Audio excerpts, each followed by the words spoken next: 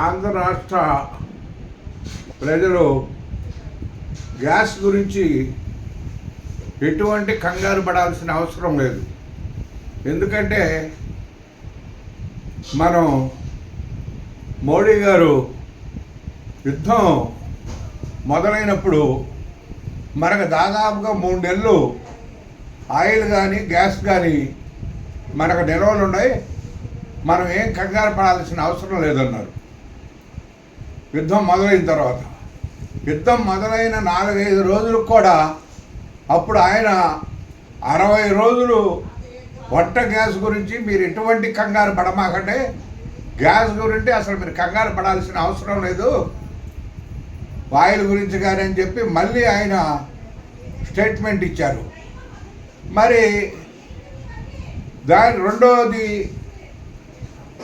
Iran కూడా అక్కడ ఆపిన నౌకలో మన ఇండియాయి కానీ రష్యాయి కానీ చైనాయి కానీ నేను ఆపను, నేను వదిలేస్తున్నాను అంది.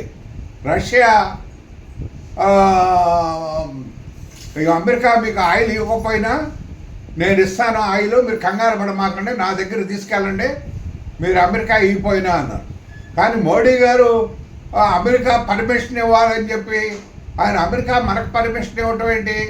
మనం ఎక్కడైనా మనం డబ్బులు ఇచ్చుకుంటున్నాం, మనం ఎక్కడైనా కొనాలి. అందుట్లో అంత యుద్ధం చేస్తున్నా కూడా ఇరాను మీరు మీ ఆయిల్ నేను ఆపను, మీరు తీసుకెళ్ళండి, మీ ఆయిల్ మీకు వదిలేస్తున్నానంది. రష్యా మీరు ఎప్పుడు కావాలన్నా ఎంత ఆయిల్ కావాలన్నా తీసుకెళ్ళమంది. అసలు మనకి గ్యాసు అనేది వంట గ్యాస్ అనేది కొరత అనేది లేదు. మరి కొరత ఇవాళ ఎందుకు వస్తుంది? ఈ గ్యాస్ ఏజెంట్లు ఇది బ్లాక్లో అమ్ముతున్నారా ఏంటా అనేది రెవెన్యూ వాళ్ళు ఎప్పటికప్పుడు వాళ్ళ మీద తనిఖీలు చేసి అసలు ఎప్పుడు ఎంత గ్యాస్ వస్తుంది, ఏజెంట్లకి ఎంత గ్యాస్ ఇచ్చారు, అసలు కస్టమర్స్ ఎంత గ్యాసు బుక్ చేసుకున్నారు, వీళ్ళు ఎంత గ్యాస్ ఇచ్చారని చెప్పి ఎప్పటికప్పుడు రెవెన్యూ వాళ్ళు కనుక్కోవాలి. నేను జెడ్పీటీసీగా మాట్లాడుతున్నాను. చూడకోకుండా అనవసరంగా ప్రజల్ని ఇబ్బంది పెడతాం, అది కరెక్ట్ కాదు. మోడీ గారు దేశంలోనే ఇవాళ గ్యాసు స్టాక్ ఉంది మనకి 60 రోజులు అంటే దాదాపుగా ఇవాళ 11 రోజులు 12 రోజులు అవ్వలేదు యుద్ధం మొదలయ్యి. అందుట్లో మన గ్యాసు మన చమురు కానీ మన గ్యాస్ కానీ ఎక్కడ ఆగలేదు. నౌకల్లో అన్నీ మనకు వచ్చేస్తున్నాయి. మన దగ్గర స్టాక్ కూడా 60 రోజులు 3 నెలలు ఉందన్నారు.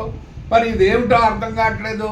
ఇది ఎక్కడ గల్లంతైందో, ఎక్కడ బ్లాక్ మార్కెట్లో అమ్ముతున్నారో దీని మీద మోడీ గారు క్షుణ్ణంగా దీని మీద కమిటీ వేసి అసలు ఎక్కడ ఇది గల్లంతవుతుందా అనేది తెలుసుకొని ప్రజలు ఎక్కడ ఇబ్బందులు పడుకోకుండా చూడాల్సిన అవసరం ఉందని చెప్పి నేను మోడీ గారికి మనవి చేసుకుంటూ నేను నమస్కరించుకుంటూ ప్రజల్ని ఎక్కడ కూడా బాధపడుకోకుండా చూడాల్సిన అవసరం మనకు ఉందని చెప్పి మోడీ గారి పైన ఉందని చెప్పి నేను మనవి చేసుకుంటున్నాను.